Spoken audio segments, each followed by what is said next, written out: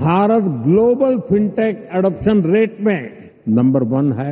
ভারত ও পাকিস্তানের মধ্যে যুদ্ধ শুরু হলে বাংলাদেশ সহ দক্ষিণ এশিয়ায় ব্যাপক প্রভাব পড়বে বলে মনে করছেন আন্তর্জাতিক সম্পর্ক বিশ্লেষকরা। তারা বলছেন, যুদ্ধ হলে শুধু দক্ষিণ এশিয়ায় নয়, আন্তর্জাতিক পর্যায়েও এর প্রভাব পড়বে। সাপ্লাই চেইন, এয়ার রুট এবং সি রুট বিঘ্নিত হবে। এতে বাংলাদেশ সহ বিভিন্ন দেশ ক্ষতিগ্রস্ত হবে। আর এতে লাভবান হবে অস্ত্র বিক্রেতা দেশগুলো। ইতোমধ্যে ফ্রান্স ও যুক্তরাষ্ট্রের ফাঁদে পা দিয়েছে ভারত। অস্ত্র বিক্রেতা এই দুই দেশের সঙ্গে চুক্তি করেছে তারা। গেল ২৮ এপ্রিল ফ্রান্সের সঙ্গে ৬৩,০০০ কোটি রুপি অর্থমূল্যের চুক্তি সম্পাদন করেছে নয়াদিল্লি। এর আওতায় ভারতীয় সশস্ত্র বাহিনীর বহরে মেরিন ভ্যারিয়েন্টের ২৬টি রাফালে এম যুদ্ধবিমান যুক্ত হবে।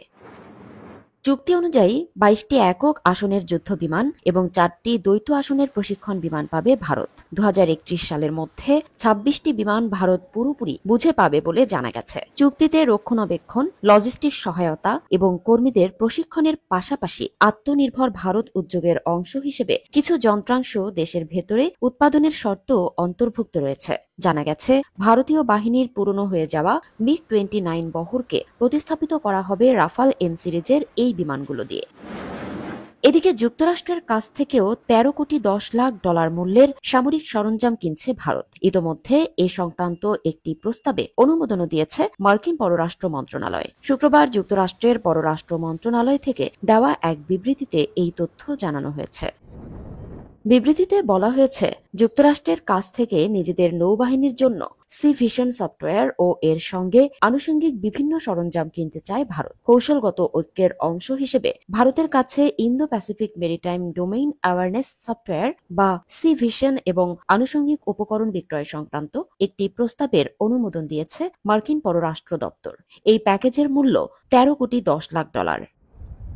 বিবৃতিতে আরও বলা হয়েছে, এই সফটওয়্যার ভারতকে তার সমুদ্র সীমায় বর্তমান ও ভবিষ্যৎ হুমকি মোকাবিলার জন্য সহায়ক হবে। ভারতের নৌবাহিনীর সচেতনতা, বিশ্লেষণ ক্ষমতা এবং কৌশলগত অবস্থান আরও শক্তিশালী করার ক্ষেত্রেও ভূমিকা রাখতে পারবে সি ভিশন সফটওয়্যার। নিজেদের সামরিক বহরে সি ভিশন এবং এর আনুষঙ্গিক উপকরণকে যুক্ত করতে ভারতকে কোনো সমস্যা পোহাতে হবে না এবং এই সফটওয়্যার দক্ষিণ এশিয়ার মৌলিক সামরিক ভারসাম্যের ক্ষেত্রে কোনো পরিবর্তন ঘটাবে না।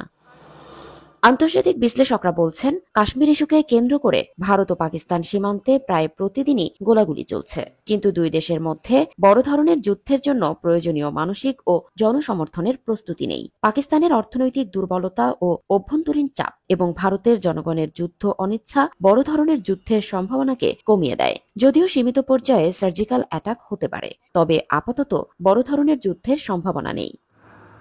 আন্তর্জাতিক বিশ্লেষকরা আরও বলছেন, অস্ত্র বিক্রেতা দেশগুলো বিভিন্ন কৌশল ও যুদ্ধের হাইপ তৈরি করে তারা তাদের লক্ষ্য হাসিল করে। বর্তমানে পাকিস্তানের সঙ্গে ভারতের যে যুদ্ধ হাইপ তৈরি হয়েছে তা অস্ত্র বিক্রেতা দেশগুলো ভালোভাবেই কাজে লাগাবে।